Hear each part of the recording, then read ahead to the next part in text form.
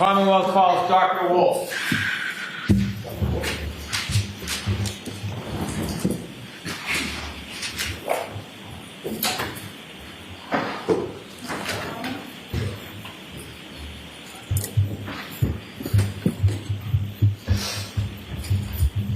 Stand up, step up, face the clerk, raise your right hand, please.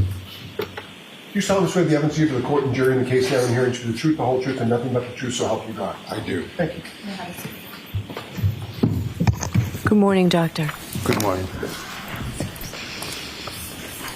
All right, whenever you're ready, Mr. Brennan. Thank you, Your Honor. Good morning, sir. Good morning. Could you please introduce yourself to the jury, spell your first name and last name for the court reporter? Sure. My first name is Aizik, A-I-Z-I-K. It's phonetic. Last name is Wolf, W-O-L-F, like the real thing.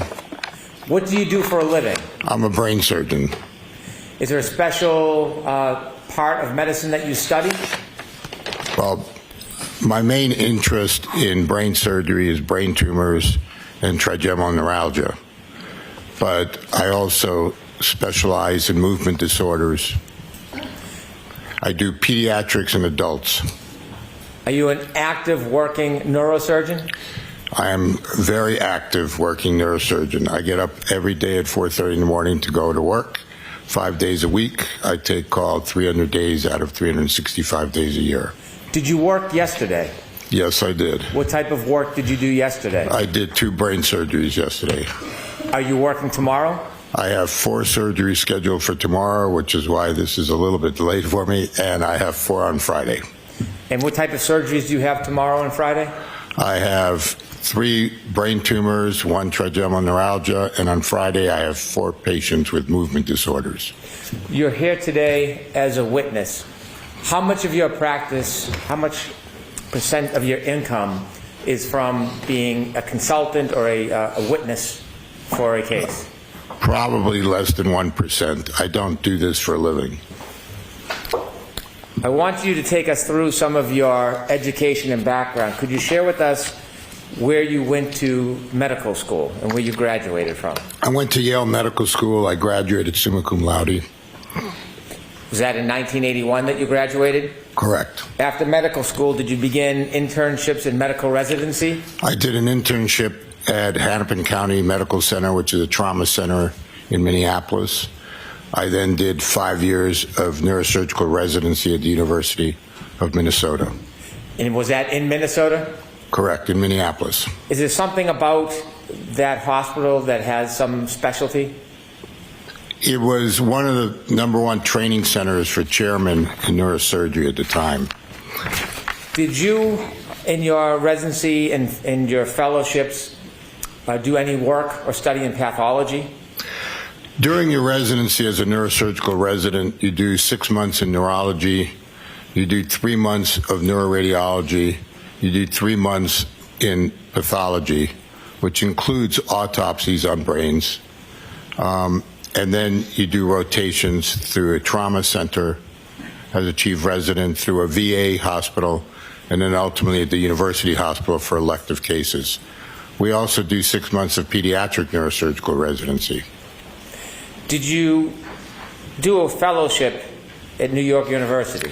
Yeah, at NYU, I did a fellowship before I went to the University of Maryland as a professor in brain transplantation. The interest was in using cells to create dopamine centers in rat brains with the concept of Parkinson's being curable with transplantation.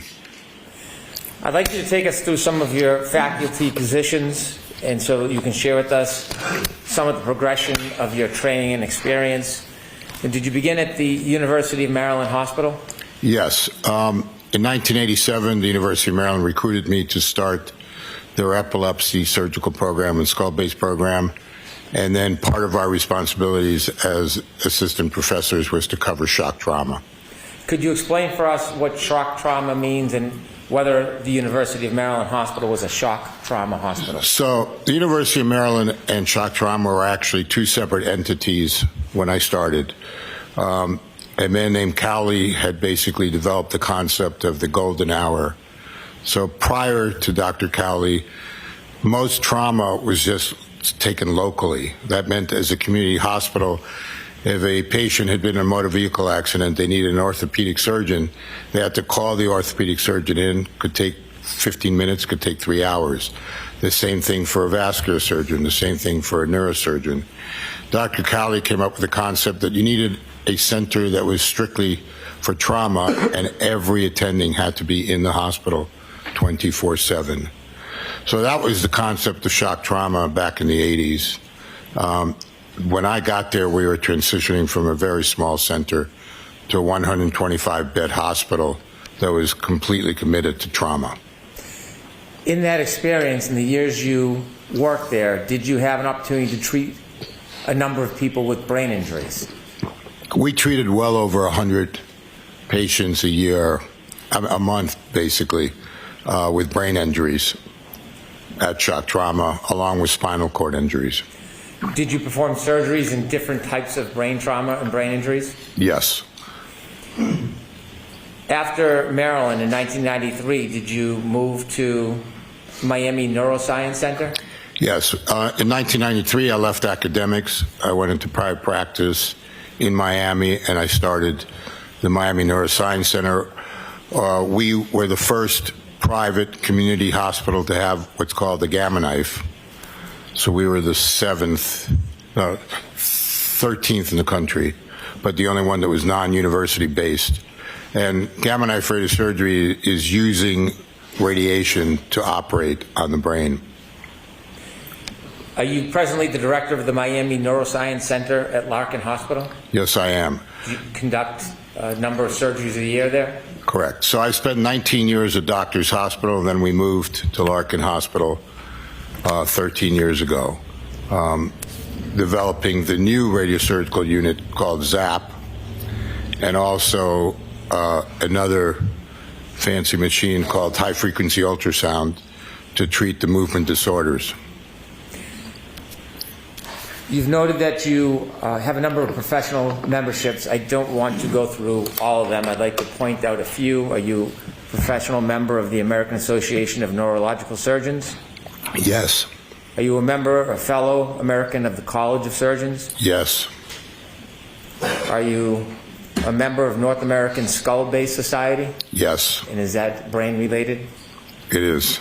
Are you a member of the Society for Neuro-Oncology? Yes. Are you a member of over, or at least 34 different professional memberships? Yes.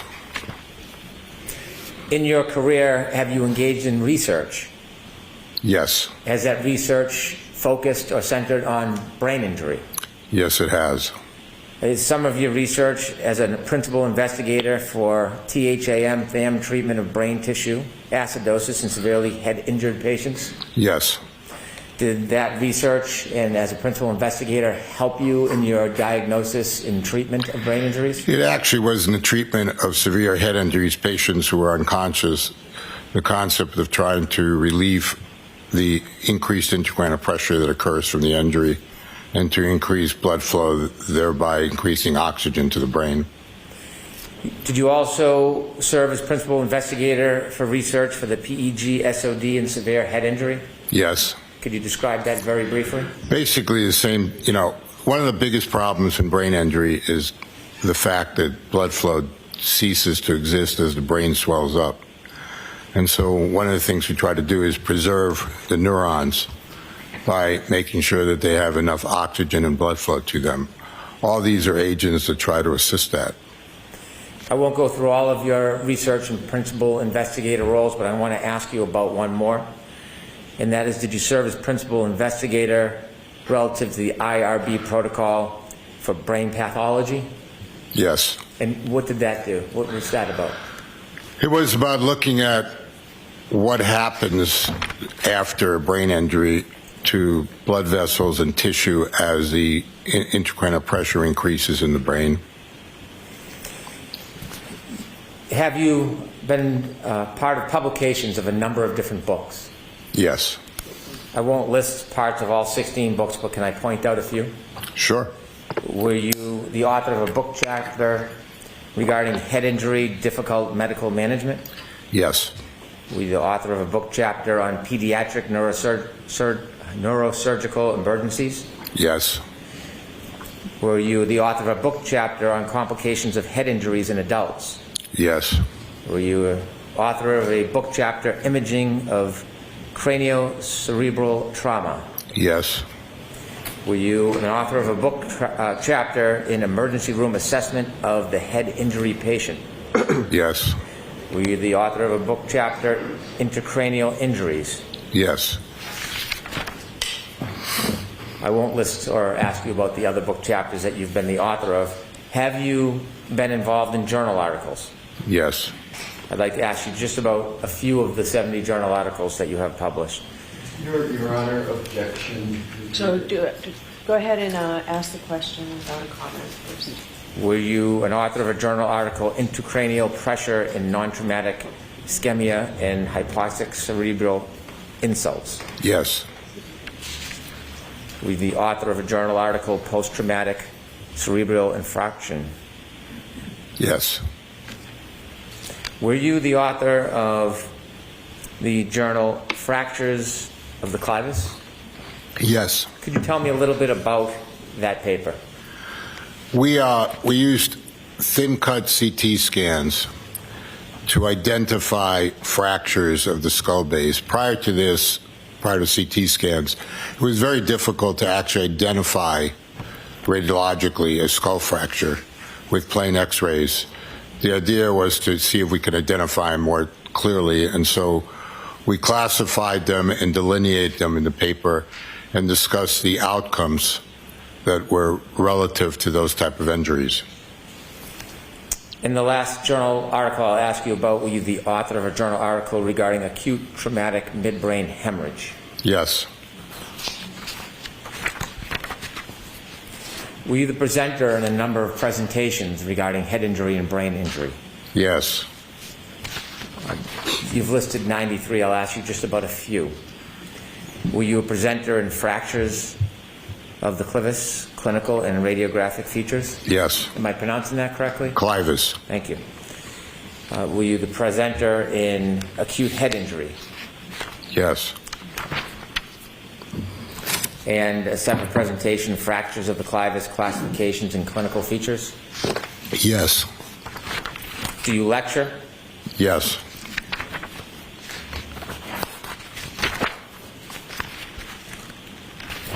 Do you have peer-reviewed publications? Yes. That was one of them. Thank you. And are you heavily involved in clinical research? Right now, my research is more based on radiosurgical techniques and outcomes. Over your career and your study and your clinical experience, have you treated different types of brain injuries? Yes. Are you familiar with a number of different types of brain injuries? Yes, we still treat them. Were you asked to review materials relative to this case?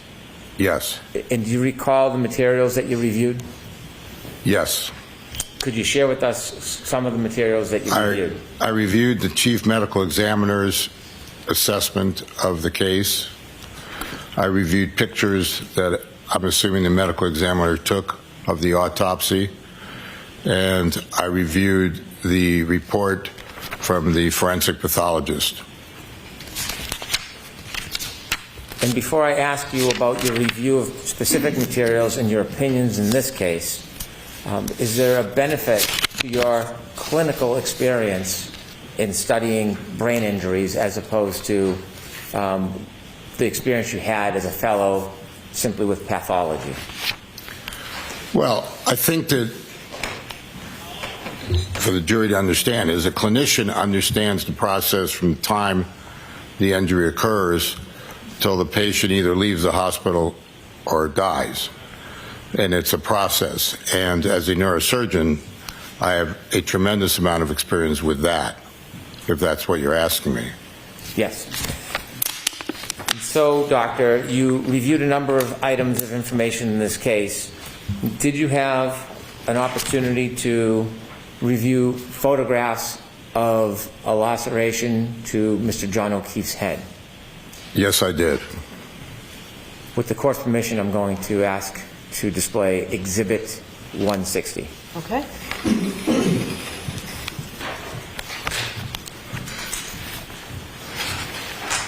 Dr. Wolf, I'm going to ask you to take a look at this photograph. Have you seen this photograph before? Yes. I want you to explain to us what you're seeing here and take us through the process of your observations. Well, what we're seeing is an approximate 1.5 inch laceration with bridging tissue and contusions and abrasions.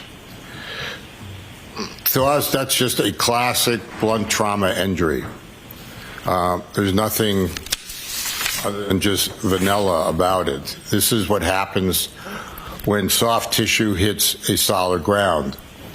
The skin tears apart a bit, but not through and through. As you can see, there's the bridging. You can see all the bruising or contusions and just the tear, a little bit serrated along the edges. Thank you. If you could take that down. Dr. Wolf, as a result of that wound, did you have a chance to further look at information provided to you about the actual inside the skull of Mr. John O'Keefe? Yes, it was the pictures that I was reviewing showed a non-depressed skull fracture extending linearly through the clivus and into the frontal fossa of Mr. O'Keefe over the orbital roofs. He had fractures along the temporal fossa as well. So it was a classic linear basilar skull fracture. Is basal skull fracture a characterization? It's basically the base of your skull is what it encompasses. So the opening at the very bottom is what we call the foramen magnum. That connects your brainstem to your spinal cord. And then as your brainstem goes up, it goes into the different skull areas that, talk about what we call the cerebral cortexes, your occipital lobe, your temporal lobes over here, and then your frontal lobes. So can you walk us through what happens when someone incurs this type of injury to the back of the head, how it happens, and what are the next steps for a person? So what happens is, you fall backwards, and the linear acceleration starts to take you back down with gravity. The skull hits the ground. It gets, in layman's terms, smashed a little bit. And then the brain moves forward as a response to that. And it moves forward because you have cerebral spinal fluid and because you have the deceleration, acceleration again. As it does, your skull, if you were to look inside your skull, it's like mini mountains along your temporal bones and your frontal bones. So the brain is being thrust forward at a fairly good speed, and it's getting bruised. You can think of it as if you took a hammer to your thumb. It's really turning black and blue. Those are the contusions.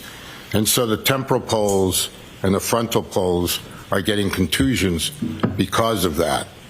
At the same time, you have a space called the subarachnoid space. And I'm sure they're going to hear about the subarachnoid hemorrhage. And that space is it's very clear, thin membrane that covers all of your brain and all of your spinal cord. And normally, you really don't see it unless you open up the brain and you're operating. But when you either have a traumatic event like this where little vessels are pulling apart underneath that membrane, or, for example, the classic, when you have an aneurysm burst, the space that the aneurysm bleeds to is the subarachnoid space. The other thing that occurs in trauma like this is you can get a subdural. So the dura is the membrane that covers the whole brain and also right down your spinal canal. And it's a very thin membrane that looks like very thin leather. And in that space between the brain and the dura can be a lot of veins that go towards a central vein called the sagittal sinus. And if those tear, you have a venous hemorrhage from, which is not arterial, so it's not quick, but that can develop into a subdural as well. If you tear a portion of your brain as well, and you get little arterial bleeds, that could create a much faster subdural hematoma.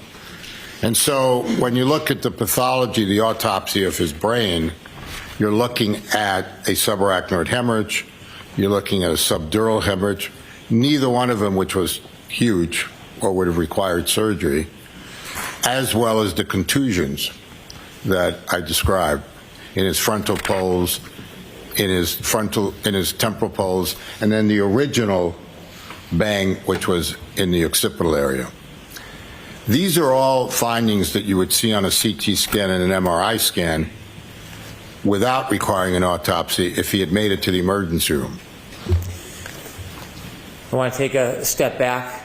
At the beginning, you said that this laceration on the back of his head was caused by a fall. Could this be caused by a fall landing on hard ground?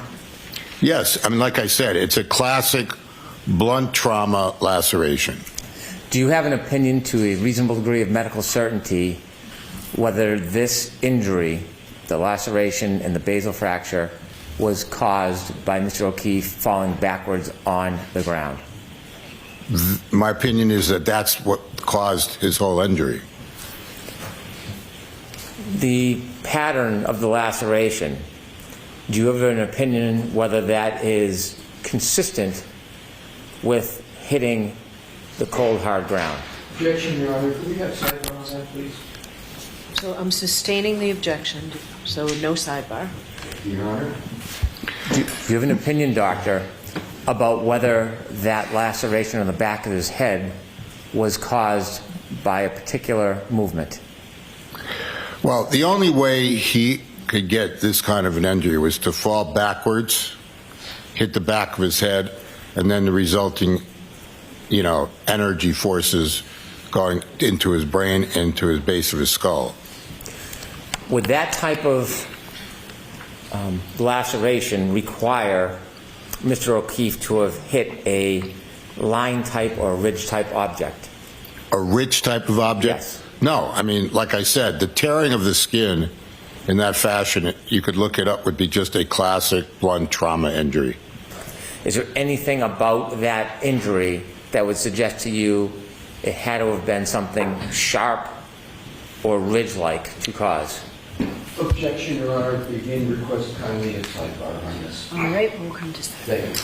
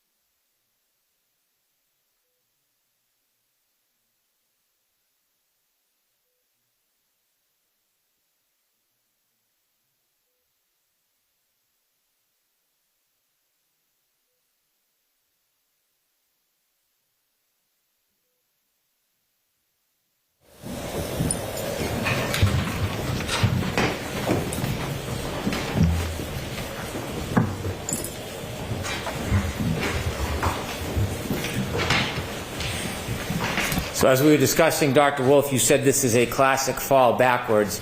Is there anything about the pattern of that laceration that would suggest that there was a ridge or a line-type edge that caused that wound? Not necessarily. And have you seen, in your experience, similar types of lacerations and breaks caused by falling on hard ground? Yes, you can see that both in the occipital region. You can see it if patients fall on the, forehead. The skin tears, they're still bridging, and then they get bruises. Some of your work was in Minnesota. Correct. Was it a colder part of Minnesota? Very cold part of Minnesota. It's Minneapolis. I'm sorry. Did you often see these type of injuries there? Yes, I mean, we took care of a trauma center, Hennepin County. Very frequently, patients that are drunk fall down on ice sidewalks and could develop, lacerations in their head, epidurals, which are blood clots above the dura because they fracture a bone in the temporal area and they can get a bleed from a fractured artery. And it happens when people are shoveling snow and have a heart attack and fall backwards. So there are various ways that people fall, resulting in head injuries and lacerations to their forehead or to different areas of their head. Can somebody suffer this type of injury simply by falling backwards? Absolutely. You had taken us through the process of falling backwards and then talked about what happens to the brain. Can I ask you a couple detailed questions about that? Sure. When you explained that the brain upon impact then shifts forward and hits the front of the skull, is there a medical term for that process? Well, the medical term is a coup counter coup injury.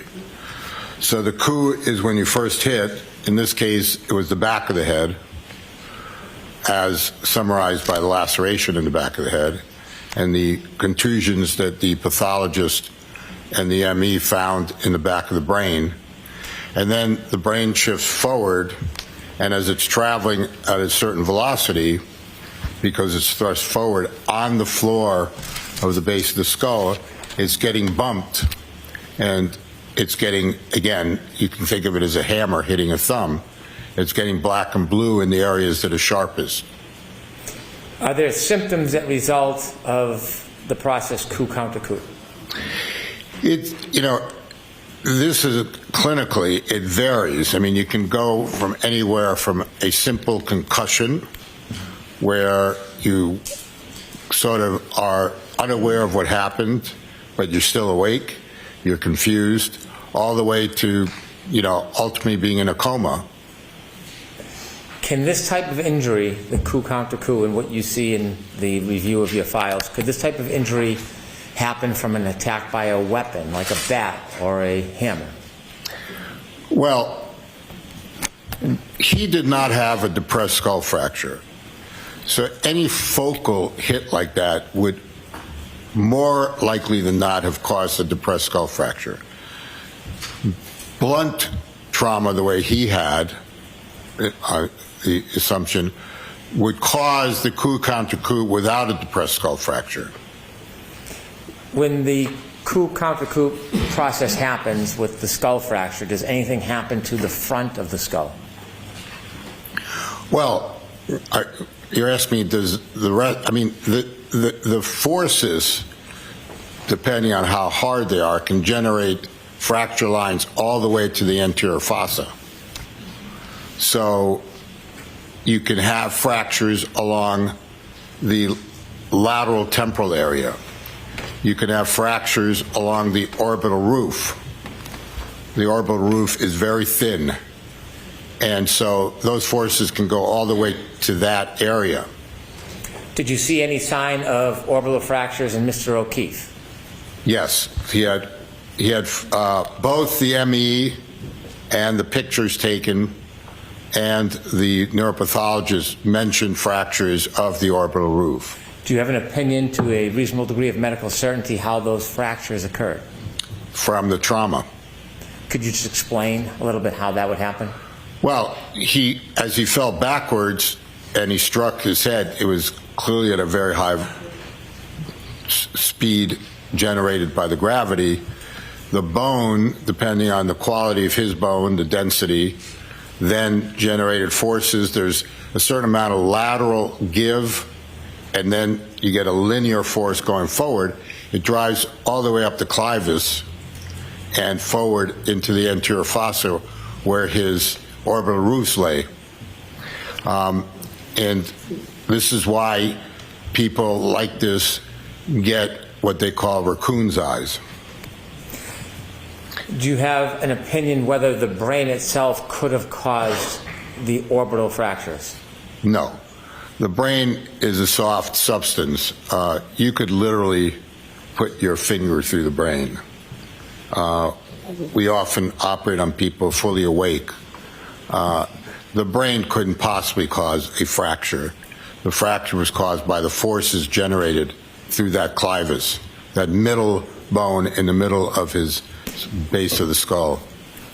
Do you have an opinion to a reasonable degree of medical certainty whether or not the brain in any way could have caused these orbital fractures? The answer is absolutely not. In your study of the records and photographs and in your experience treating these types of injuries, do you have an opinion to a reasonable degree of medical certainty whether or not a person would remain conscious or would be immediately unconscious after the impact of the ground?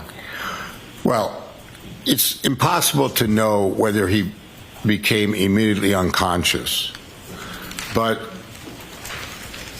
his injuries were very substantial, and it's more probable than not that at some point he quickly became unconscious and was unable to do functional activities. What does functional activities mean? The ability to, get himself up and about would be one of the functional activities. The ability to call for help would be a very significant cortical function. And that's why I was talking about, that there's a variation on the theme from a simple concussion to a severe concussion like this.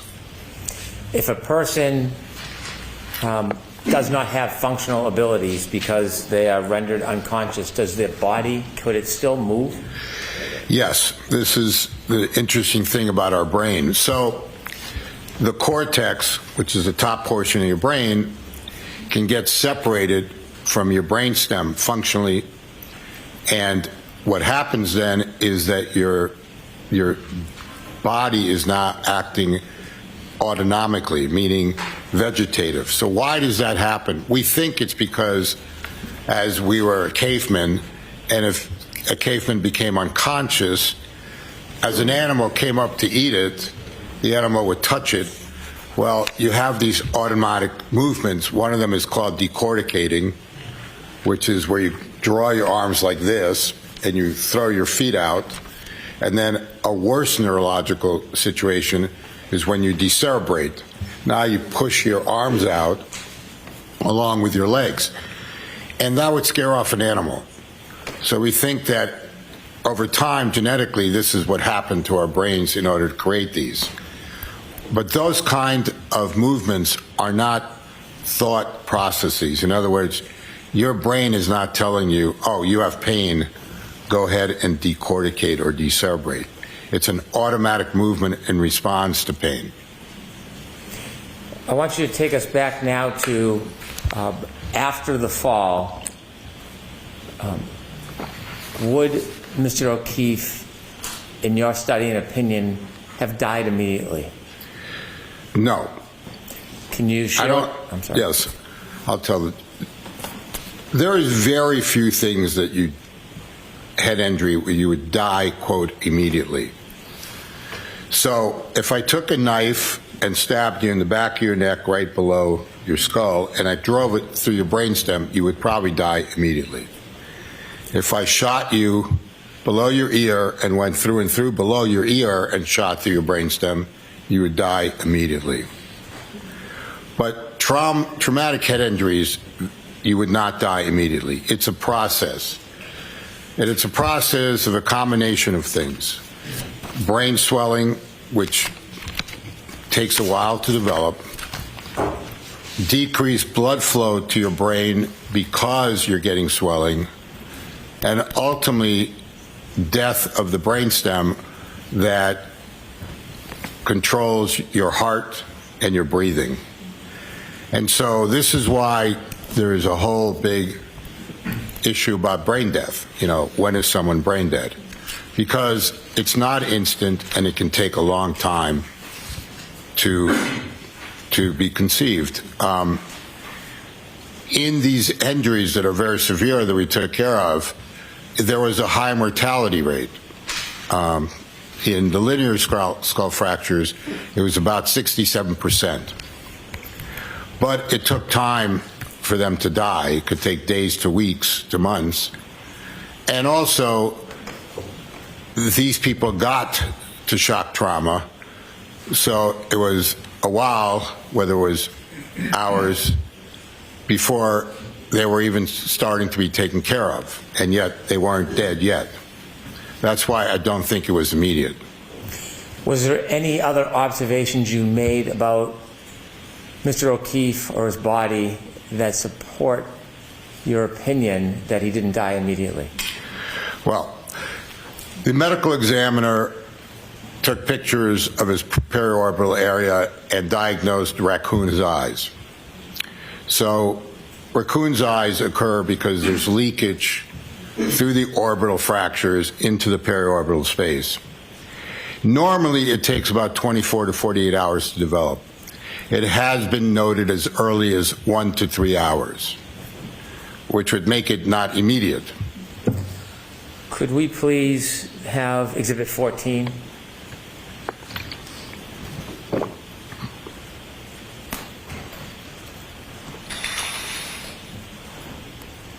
Dr. Wolf, could you share with us what you see here in this picture? So right here, you can see the black and blue that sort of configures, if he had his eyes open, like what we describe as raccoon's eyes, right? And that's not caused by direct trauma to his eyelids. It's caused by what I described as the basilar skull fracture, which went to the anterior fossa, which is right over the orbit here, inside, with leakage of blood products into that periorbital area. You mentioned that starts or takes at least 1 to 3 hours to begin? Minimally, yes. You take that down, please.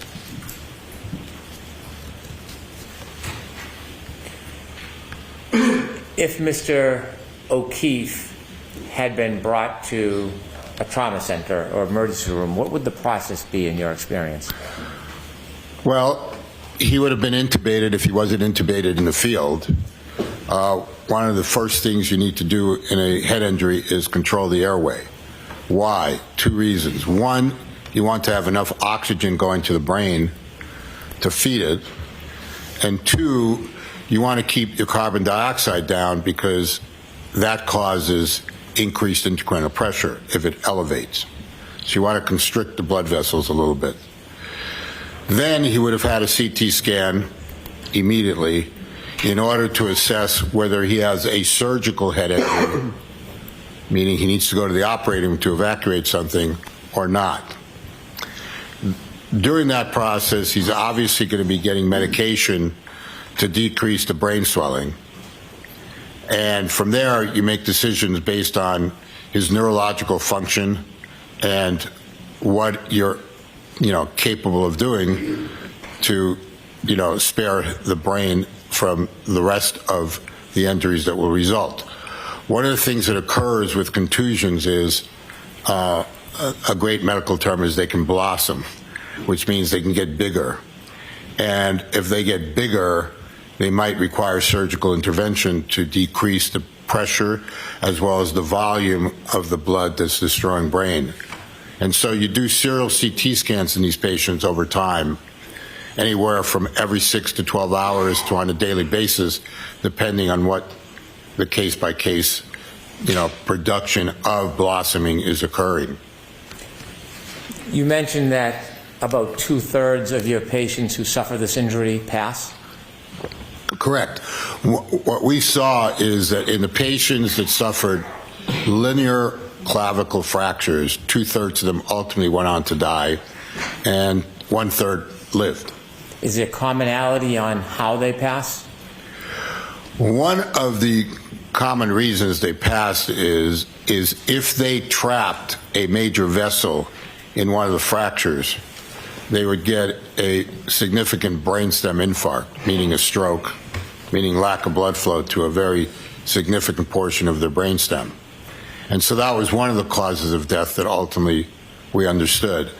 And then the others died from the increased intracranial pressure that drove the brainstem down through the foramen magnum. Did you review any materials that talked about or identified Mr. O'Keefe's body temperature when he was treated? As I recall, his core temperature was 80 when he was found. Is that significant in the process and development of his injury from the moment he fell and hit his head until his ultimate passing? Well, hypothermia, if you define hypothermia, it starts at 95 degrees. Your core temperature is usually about 98, 98.6. 95 is very mild hypothermia. When you get to 82 degrees, you're in severe hypothermia. What happens when you're hypothermic, and I'm a neurosurgeon, but I can tell you that you get into multiple organ failure. Your heart starts to have problems. It can have arrhythmias. You're not breathing. And ultimately, at hypothermia, you also become unconscious and go into a coma-like state. Below 80 degrees, you're probably going to die. So all I can tell you, it wasn't helpful that he had a significant head injury and that he was then found hypothermic. Is it uncommon, in your experience, for people that suffer this injury to pass within 5 hours? Well, none of the patients we treated died within 5 hours, but it also didn't mean that we didn't realize that they were going to be in a potentially vegetative state. When someone's hypothermic, you have to warm them up in order to establish a clinical status, meaning you can't declare someone dead with a temperature of 80. You have to warm them up slowly, appropriately, and then reevaluate where they are clinically. I've asked you questions about whether you had an opinion about Mr. O'Keefe and when he died. I want to ask it in the form of a formal opinion. Do you have an opinion to a reasonable degree of medical certainty whether Mr. O'Keefe died immediately or within 15 minutes? No, I don't think he died immediately. Neither the hypothermia nor this kind of head injury would kill you immediately in any clinical experience I have. Dr. Wolf, thank you. All right. If I may have a moment, Your Honor? Sure. Thank you.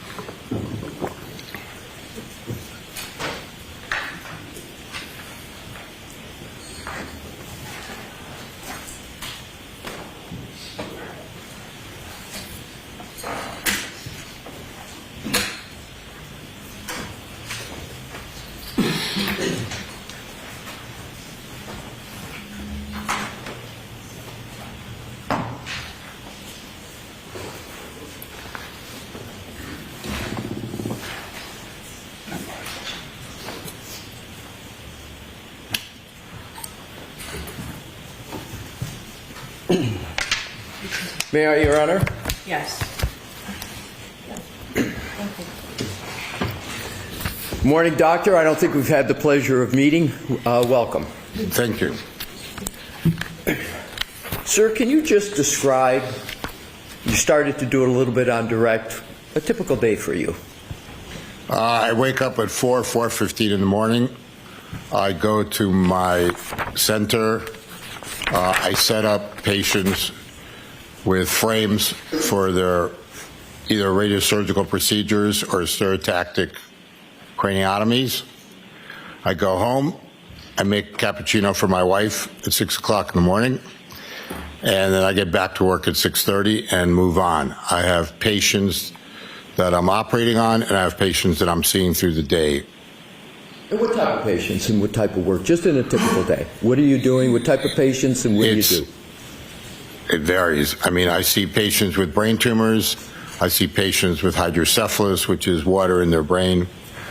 I see pediatric brain tumors. I see subacute and chronic subdural hematomas, post-traumatic. I see patients with strokes that are being misdiagnosed. I see patients with cancer, metastatic disease. I used to see patients with cervical problems. I stopped doing that 2 years ago. I don't know what else you want me to tell you. No, that's great. And is that typical day, typical of the type of days you've had for the past month, past few years? Is it generally, without specifics, is it generally? Correct.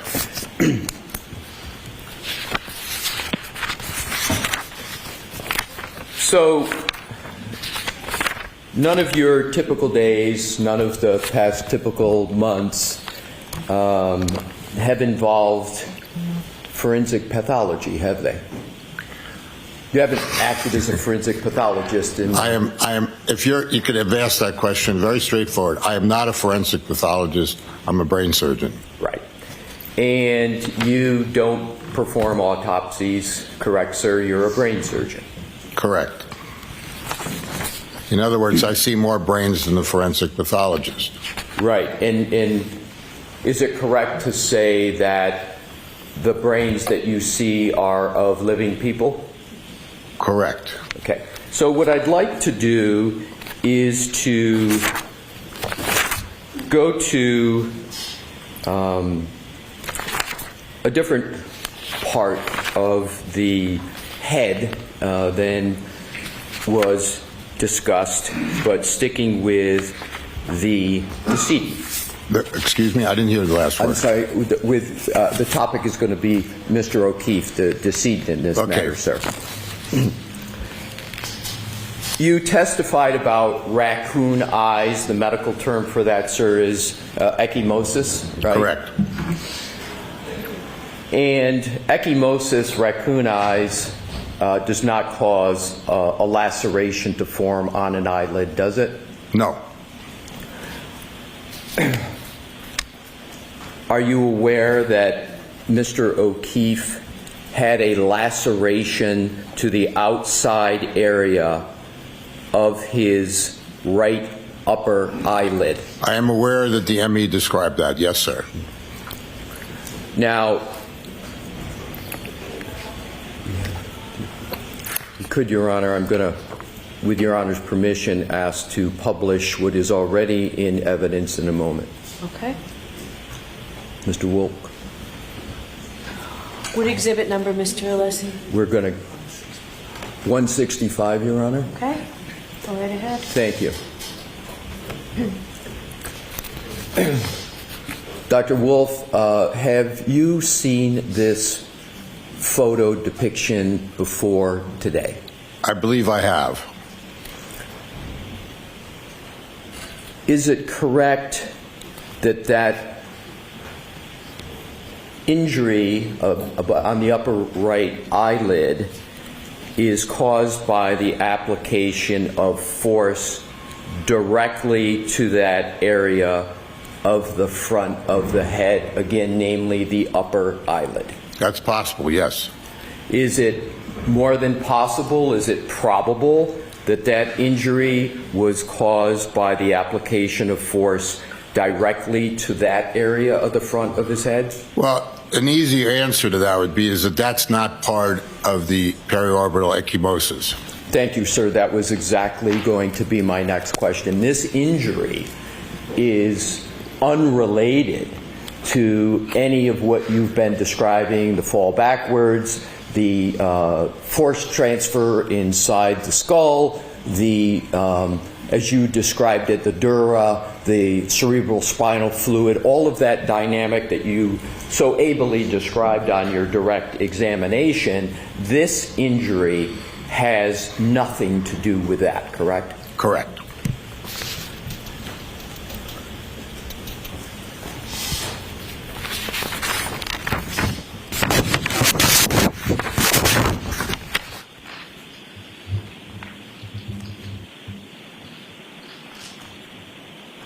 I have one more moment, Your Honor. Thank you.